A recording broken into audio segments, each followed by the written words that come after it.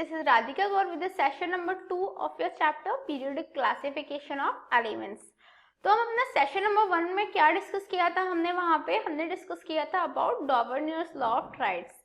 As I told you कि जो ancient time था उसमें जो पीरियोडिक टेबल की एस्टेब्लिशमेंट हुई वहाँ पे मेन 3 लॉज पढ़ते हैं हम, डॉवर्नियर के, न्यूलैंड्स के एंड मैंडलीव की लॉ.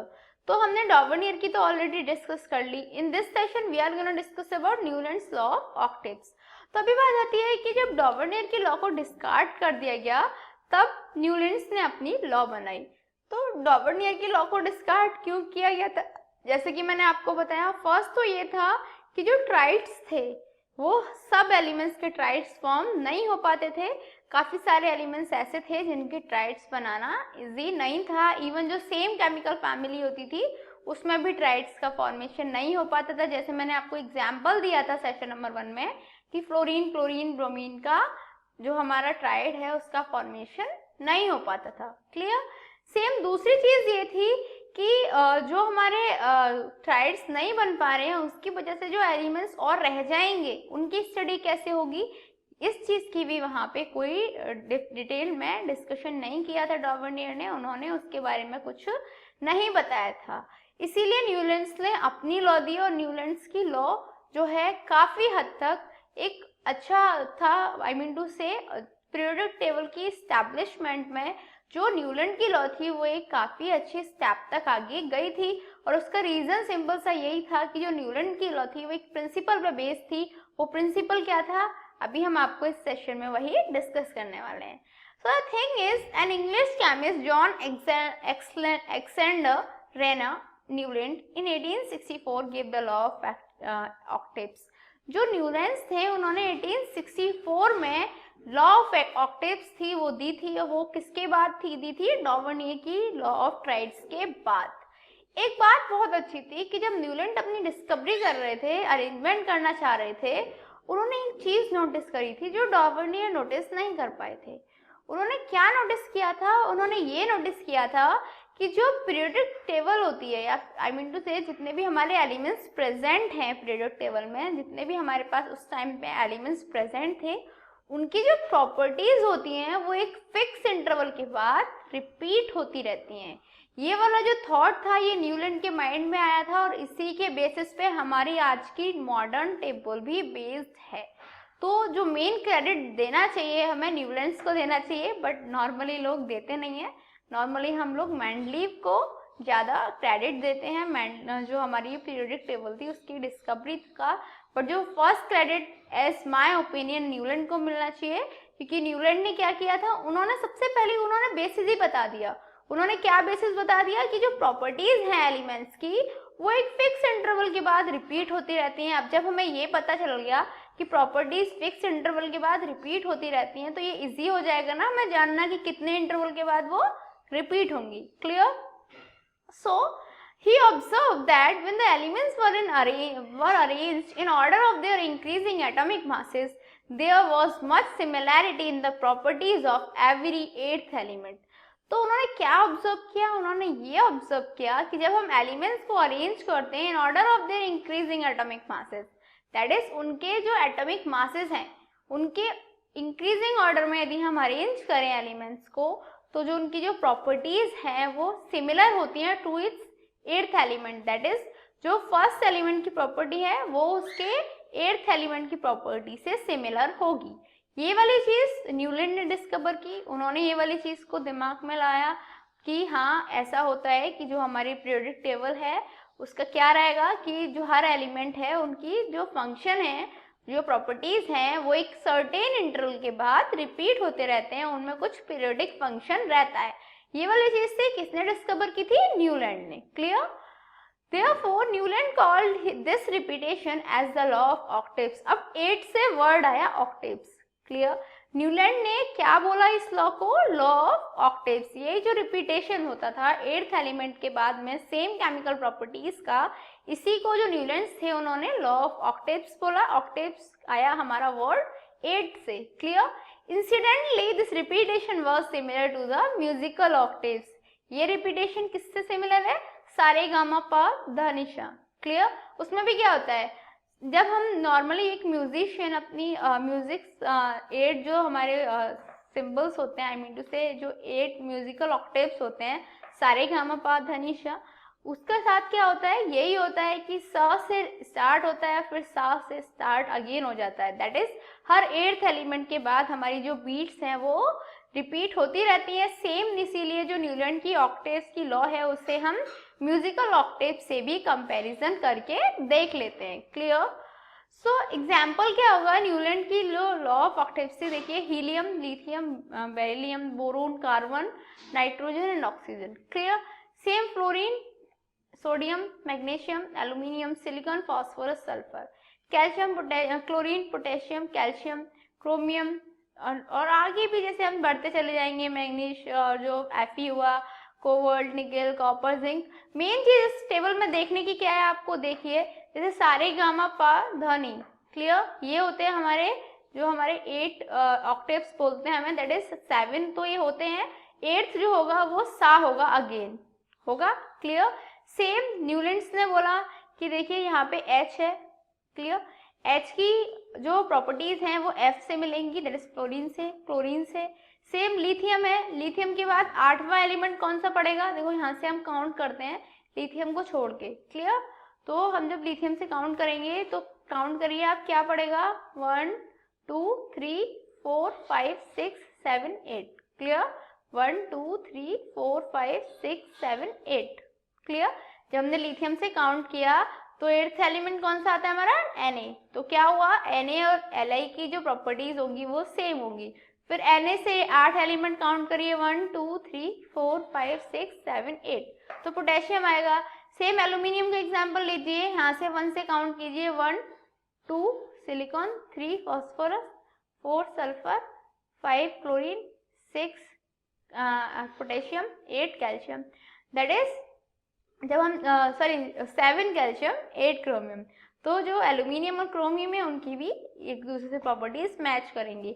तो ये थी न्यूलैंड ऑक्टेव्स की जो लॉ थी, उनका कहना यही था कि हर 8th एलिमेंट के बाद क्या होगा, जो प्रॉपर्टीज हैं वो रिपीट होंगी। दैट इज जो फर्स्ट वाले एलिमेंट की जो फर्स्ट की प्रॉपर्टी है वही 8th की प्रॉपर्टी होगी। क्लियर? जो 9th की प्रॉपर्टी है वही 17th की प्रॉपर्टी होगी। क्लियर? दैट इज क्या करना है हमें, जो ऑक्टेव्स की रूल्स हैं उनको फॉलो करते हुए चलना है। तो आप कहीं भी देख सकते हो, कोई भी एग्जांपल उठा लो, जैसे जिंक उठाया आपने, जिंक से काउंट करो 8 1 2 3 4 5 6 7 8, SR आ गया। जिंक और SR की जो प्रॉपर्टीज उनके अकॉर्डिंग सेम थी। ठीक है? यहाँ पे फ्लोरीन उठा लो आप, फ्लोरीन से काउंट करो 1 2 3 4 5 6 7 8। फ्लोरीन के बाद 8th एलिमेंट कौन सा है, क्लोरीन। क्लोरीन फ्लोरीन दोनों हेलोजन होते हैं, दोनों की प्रॉपर्टीज सिमिलर हैं।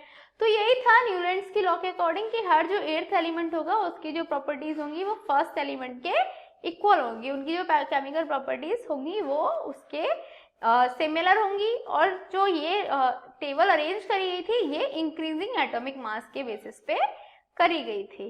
इलस्ट्रेशन लॉ का हम कैसे कर सकते हैं, the law of octaves give the concept of periodicity. मैंने आपको बताया था ना कि जो लॉ ऑफ ऑक्टेव्स थी उसी से हमें पीरियोडिसिटी का कंसेप्ट के बारे में पता चला था।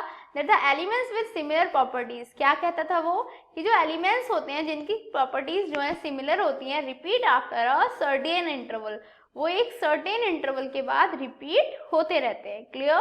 That the I mean to say he gave the concept that the elements repeated after a certain interval।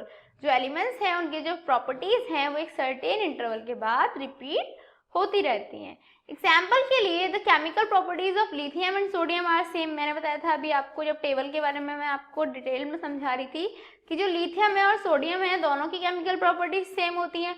और सोडियम क्या होता है, 8th एलिमेंट होता है। When we start with lithium, जब हम लिथियम से स्टार्ट करते हैं काउंट करना, तो सोडियम हमारा 8th एलिमेंट होता है जिसकी प्रॉपर्टीज सिमिलर होती हैं to the sodium. Clear? Magnesium और calcium resemble with each other. जो मैग्नीशियम और कैल्शियम होते हैं उनकी भी प्रॉपर्टीज एक दूसरे से सिमिलर होती हैं। Fluorine and chlorine have similar properties, fluorine chlorine की सिमिलर प्रॉपर्टीज हैं। आप किसी को भी काउंट करके देख लीजिए, कहीं से भी जो 8th एलिमेंट होगा उससे जो फर्स्ट एलिमेंट होगा उसकी जो प्रॉपर्टीज हैं वो सिमिलर होंगी। क्लियर? तो यही थी हमारी जो न्यूलैंड की लॉ थी कि सर्टेन इंटरवल्स के बाद में जो प्रॉपर्टीज हैं वो पीरियोडिक फंक्शन के अकॉर्डिंगली जो हमारे एलिमेंट्स होते हैं उनकी प्रॉपर्टीज सिमिलर रहती हैं, दैट इज वो रिपीट होती रहती हैं। अब जो है ना जो हमारी ऑक्टेव्स की लॉ है, न्यूलैंड्स की जो लॉ है, उसे भी डिस्कार्ड कर दिया गया। उसका रीजन क्या था? First, the law of octaves was not applicable to the elements of higher atomic masses. ये कुछ एटॉमिक मासेस के एलिमेंट्स तक ही एप्लीकेबल थी, जैसे ही हम हायर जाते थे तो ये लॉ एप्लीकेबल नहीं होती थी। तो अब जब हायर एटॉमिक मासेस के जो एलिमेंट्स हैं उनके लिए हम क्या अलग से कोई टेबल बनाएंगे? नहीं हो सकता था। इसीलिए हमें क्या चाहिए था कि एक ही टेबल हो जिसके अकॉर्डिंगली हम इजीली सबके बारे में डिस्कस कर पाएँ, सारे एलिमेंट्स की स्टडी को इजीली कर पाएँ। और ये ऑक्टेव्स की लॉ के थ्रू पॉसिबल नहीं था, क्योंकि हायर एटॉमिक मासेस की तरफ हम जब जाते थे तो जो प्रॉपर्टीज थी वो ऐसे रिपीट नहीं होती थी जैसे हमारे न्यूलैंड्स ने अपनी ऑक्टेव की लॉ को फॉर्म किया था। Clear? Also, with the discovery of noble gases, it was found that it is the 9th element, not 8th. अब जब न्यूलैंड ने अपनी लॉ का फॉर्मेशन किया था उस टाइम पे नोबल गैसेस की डिस्कवरी नहीं हुई थी, बट जब नोबल गैसेस की डिस्कवरी हो गई तभी ये पाया गया that it is the 9th element. जो नोबल गैसेस होती थी वो 9th एलिमेंट होते थे, ना कि 8th एलिमेंट होते थे। That should have properties similar to the first one, जिनकी जो प्रॉपर्टीज है फर्स्ट वन के इक्वल होनी चाहिए थी। Therefore the idea of octaves was discarded. अब ऑब्वियसली जब नोबल गैसेस 9th एलिमेंट होगा तो जो लॉ ऑफ ऑक्टेव्स है, जिसका मीनिंग ही है कि फर्स्ट एलिमेंट 8th के इक्वल होगा, वो तो डिस्कार्ड होना ही है। तो इसलिए भी जो लॉ न्यूलैंड्स की लॉ थी ऑक्टेव्स की, उसे हमने डिस्कार्ड कर दिया। नोट करने वाली बात यह है that Newland was suitably honored in 1887 when the Royal Society presented the Davy Medal to him for his contribution to classify elements and introducing the concept of periodicity. मैंने आपको बताया था ना कि जो मेन क्रेडिट देना चाहिए हमें न्यूलैंड्स को देना चाहिए, and this is the reason जो न्यूलैंड्स हैं उनको 1887 में रॉयल सोसाइटी ने डैबी मेडल देके उन्हें ऑनर भी किया था उनका। और वो किस लिए किया था? क्योंकि उन्होंने फर्स्ट एलिमेंट्स को क्लासीफाई किया। ऑल्सो जो कंसेप्ट होता था पीरियोडिसिटी का, जो कंसेप्ट था वो भी उन्हीं ने डिस्कवर किया, उन्हीं ने इंट्रोड्यूस किया। यदि वो पीरियोडिसिटी का कंसेप्ट नहीं बताते तो पॉसिबली आज हमारे पास जो मॉडर्न पीरियोडिक टेबल अवेलेबल है वो शायद इन केस शायद नहीं होती, क्योंकि इसकी जो इंट्रोडक्शन था इसको इंट्रोड्यूस किसने करा था? न्यूलैंड्स ने। Clear? So it's a time for challenging question mark. Mention one reason why elements should be classified. एक रीजन आपको बताना है कि जो एलिमेंट्स हैं उन्हें हम क्लासीफाई क्यों करें। And your time to start now. 1 2 3 4 5 time's up. So have you answered this in your mind? Let's check out.